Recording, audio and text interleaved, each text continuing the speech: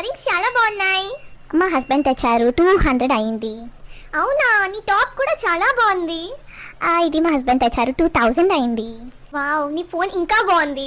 అది కూడా మా హస్బెండ్ తెచ్చారు, 20,000 అయింది. వావ్, మీ హస్బెండ్ ఎంత మంచివారే. అది మా డాడీ తెచ్చారు, 20 lakhs అయింది. ఏడే, మీకొక్క పని కూడా చేత కాదు కదా. నేను స్కిన్ కలర్ చున్నీ తీసుకురమ్మన్నాను, మీరు బ్లాక్ కలర్ చున్నీ తీసుకొచ్చారు. అంటే నువ్వు స్కిన్ కలర్ చున్నీ అడిగినప్పుడు నువ్వు మేకప్ వేసుకొని లేవు కదే, అందుకే బ్లాక్ కలర్ చున్నీ తీసుకొచ్చాను.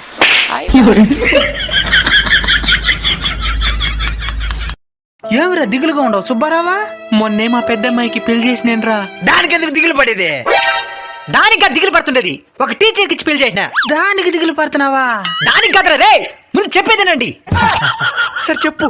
పెద్దమ్మాయిని టీచర్కి ఇచ్చి పెళ్లి చేయడం వల్ల సెకండ్ సాటర్డే సండే దగ్గర నుంచి సంక్రాంతి సెలవులు, దసరా సెలవులు, మధ్యాహ్నం సెలవులు, వేసవ సెలవులు, ఈ మధ్య ధర్నాలు ఏమైనా చేసి ఆ సెలవులు వస్తుందా? ప్రతి సెలవుకి నేరుగా అల్లుడు అత్తారింటికి వచ్చేస్తాడు. ఎక్కడే ఉండి తిని తిని నన్ను అప్లోడ్ చేయనాడు. సరేలే, పెద్ద పాపని టీచర్కి ఇచ్చిన బాధలు పడుతున్నా బాగానే ఉండాలి. చిన్న పాపని సాఫ్ట్వేర్ ఇంజనీర్కి ఇచ్చిందా, మళ్ళీ ఎందుకు బాధపడేదా? నా పెద్దల్లుడే బెటర్. సెలవు దొరికితే ఇంటికి వస్తున్నాడు. ఈడు వర్క్ ఫ్రమ్ హోమ్ అని చెప్పి 24 గంటలు ఇంట్లోనే పడితేంటున్నాడు.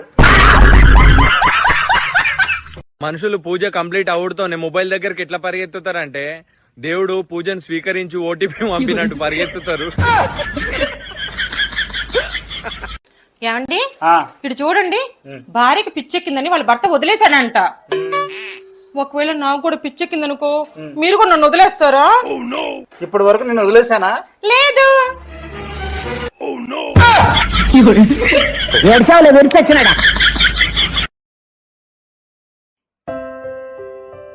బాబు బాగున్నావా? బాగున్నానండి. బాబు, నేను నిన్ను ఒక మాట అడుగుతాను, ఏమనుకోక. అయ్యో అడగండి, పర్లేదు, దానికేముంది. నిన్ను మీ అమ్మగారు ఎక్కువ ప్రేమిస్తారా, మీ నాన్నగారు ఎక్కువ ప్రేమిస్తారా? వాళ్ళిద్దరికన్నా మీ చెల్లె నన్ను ఎక్కువ ప్రేమిస్తుందండి.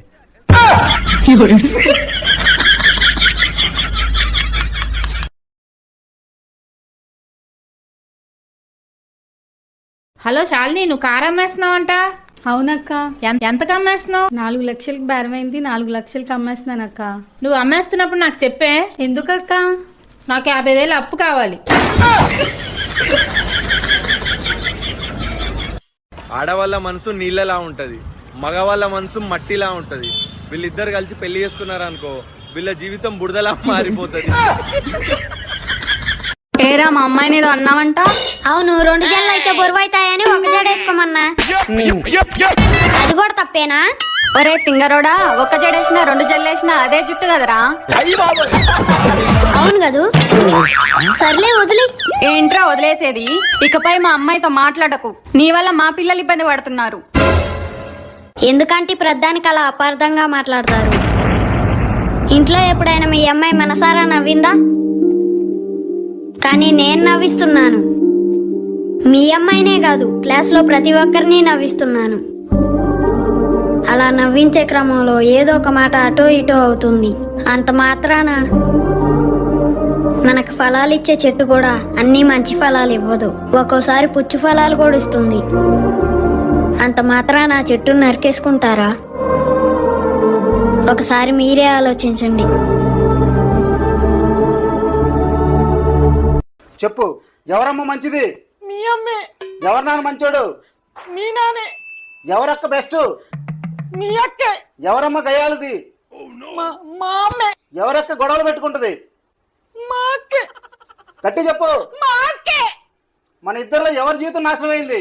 నీ జీవితం. మన ఇద్దరిలో ఎవరు మంచోళ్ళు? మీరే మంచాళ్ళు. మన ఇద్దరిలో ఎవరు భయపడతారు? నేనే. ఇంట్లో ఎవరు వంటలు చేయాలి? నేనే. గట్టి చెప్పు. నేనే చేయాలి. నోరు మూసుకుని ప్రతిరోజు లేవగానే ఉదయాన్నే వంట చేసి ఆఫీసు పంపించాలి, సరేనా? పొద్దున లేసి వంట చేయకపోతే తోలు తీస్తా.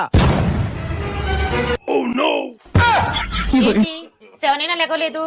గిన్నెలు ఎప్పుడు తోముతావు, వంట ఎప్పుడు చేస్తావు, ఆఫీస్కి ఎప్పుడు వెళ్తావు? చేస్తా ఇప్పుడే చేస్తా.